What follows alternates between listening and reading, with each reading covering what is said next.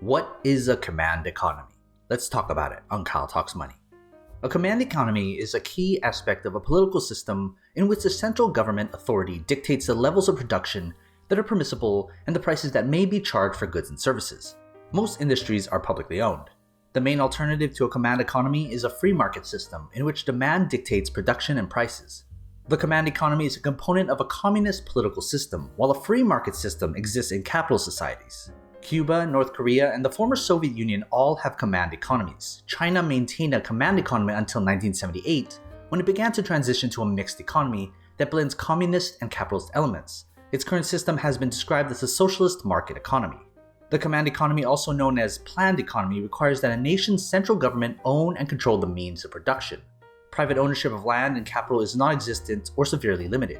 Central planners set prices, control production levels, and limit or prohibit competition within the private sector. In a pure command economy, there is no private sector, as the central government owns or controls all businesses. In a command economy, government officials set national economic priorities, including how and when to generate economic growth, how to allocate resources, and how to distribute the output. This often takes the form of a multi-year plan. But there are arguments against command economies. Any capitalist would argue that command economies face at least two major problems. First is the incentive problem, and second is an information vacuum among the central planners making all the decisions. Let's first look at the incentive problem. Incentive problems start at the top. Policymakers, even in the command economy, are all too human. Political interest groups and the power struggles between them will dominate policymaking in a command economy even more than in capitalist economies because they are not constrained by market-based forms of discipline such as sovereign credit ratings or capital flight. Wages are set centrally for workers and profits are eliminated as an incentive for management. There is no apparent reason to produce excellence, improve efficiency, control costs, or contribute effort beyond the minimum required to avoid official sanction. Getting ahead in a command economy requires pleasing the party bosses and having the right connections rather than maximizing shareholder value or meeting consumer demands. Corruption tends to be pervasive. The incentive problem includes the issue known as the tragedy of the commons, on a larger scale than is seen in most capitalist societies. Resources that are commonly owned are effectively unowned. All of their users or workers lack any incentive to preserve them. Things such as housing development, factories, and machinery wear out, break down, and fall apart rapidly in a command economy.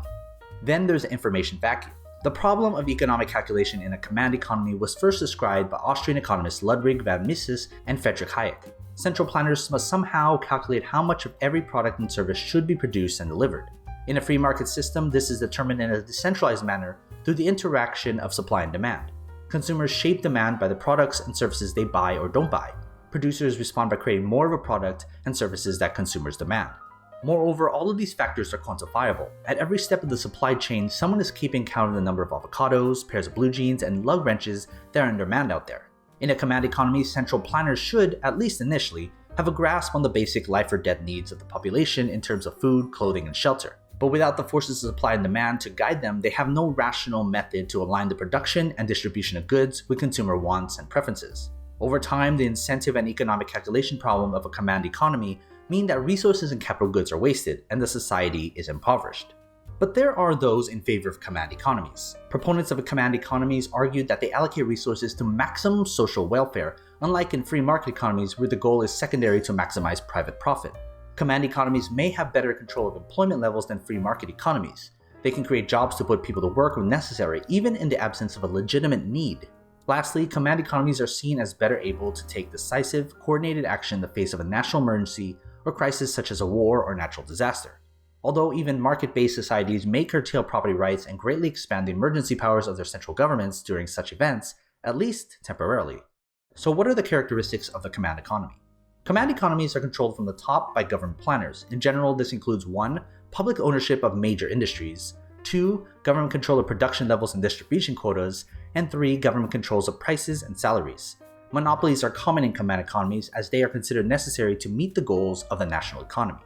So then how does a command economy differ from a free market economy?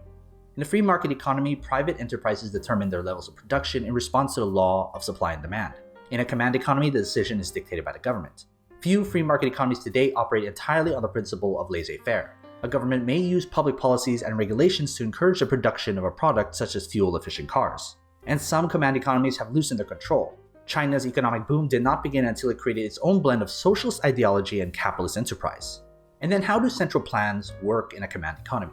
Communist nations with command economies are prone to introducing multi-year plans that are expected to result in improved conditions for all its people.